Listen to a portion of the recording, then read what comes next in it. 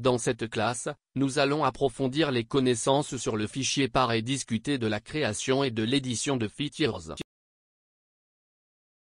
Allez, on y va. Comme nous l'avons vu, pour ouvrir un nouveau fichier, nous cliquons sur Nouveau et la fenêtre Nouveau document SolidWorks apparaît. Avec accès au modèle par défaut, avec des icônes illustratives pour chaque type de fichier.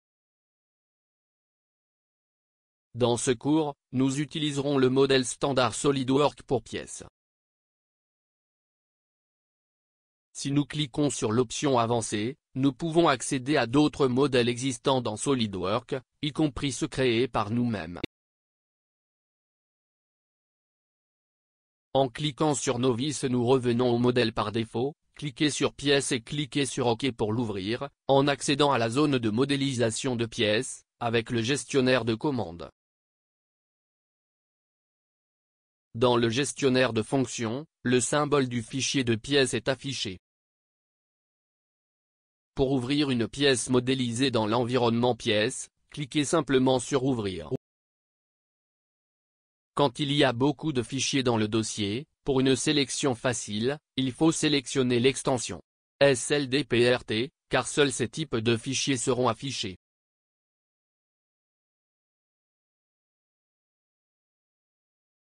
Nous cliquons sur la pièce désirée, disponible en téléchargement dans cette classe, et sur Ouvrir. Dans ce cas, SolidWorks affiche une zone indiquant que la pièce a été créée dans une version éducative. Nous cliquons sur OK et notons que nous avons maintenant accès à la pièce dans la zone graphique et aux informations de modélisation dans le Feature Manager, avec les caractéristiques constructives du modèle. En cliquant sur la flèche affichée à côté de quelques caractéristiques, nous accédons aux croquis qui ont été utilisés dans votre création.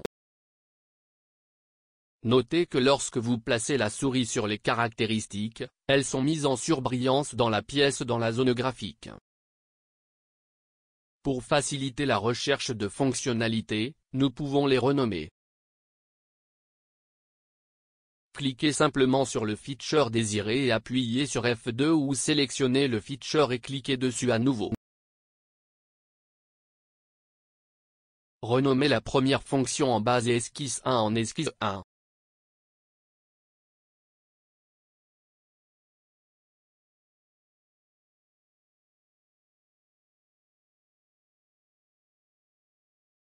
Nous pouvons appliquer d'autres outils à cette pièce en la modifiant. Regardons un exemple.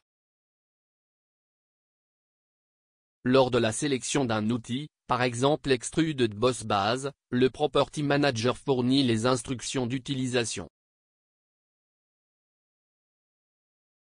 Dans ce cas, il est nécessaire de sélectionner un plan ou une face, ou même une esquisse existante. Nous cliquons sur la face montrée et une nouvelle esquisse est commencée pour dessiner l'esquisse pour l'extrusion. Voir dans le coin supérieur droit de la zone graphique l'onglet affiché, ce qui vous permet de confirmer ou d'annuler l'esquisse. Nous cliquons pour annuler. Nous éditerons le Sketch 2 en cliquant dessus et, sur la barre flottante, en cliquant sur Edit Sketch. Ensuite, nous cliquons sur Normula, de sorte que la visualisation soit orthogonale à l'écran, ce qui rend la modélisation plus facile. Voir que les contours sont affichés et que les fonctions créées après cette esquisse sont grises dans le gestionnaire de fonctions. Nous allons changer le quota de longueur en double-cliquant dessus, en tapant la valeur de 178 mm et en confirmant la boîte. Nous avons confirmé l'édition et nous voyons que la pièce a été modifiée sans aucune erreur. Éditons maintenant le Boss Extrude Feature 1 en le sélectionnant dans l'arbre du projet et, dans la barre flottante, en cliquant sur Modifier la fonction. Voir que les propriétés de l'outil sont affichées dans le gestionnaire de propriétés, ainsi que dans l'onglet de confirmation dans la zone graphique. Les dimensions et l'aperçu de l'extrusion sont également affichés. Dans profondeur, nous entrons la valeur de 80 mm et confirmons la commande.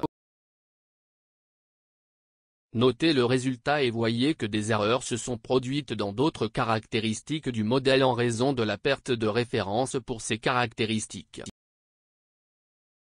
Nous pouvons annuler l'édition en cliquant sur Annuler ou en cliquant sur CTRL-Z sur le clavier, de la même manière que pour les opérations Windows.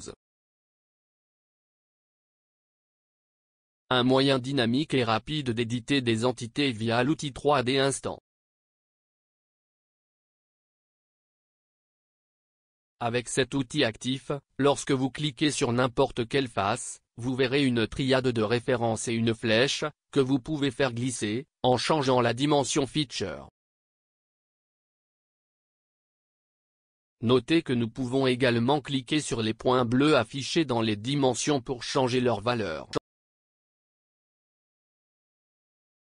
Voir que l'aperçu et la règle de précision sont affichés, pour nous guider dans l'opération.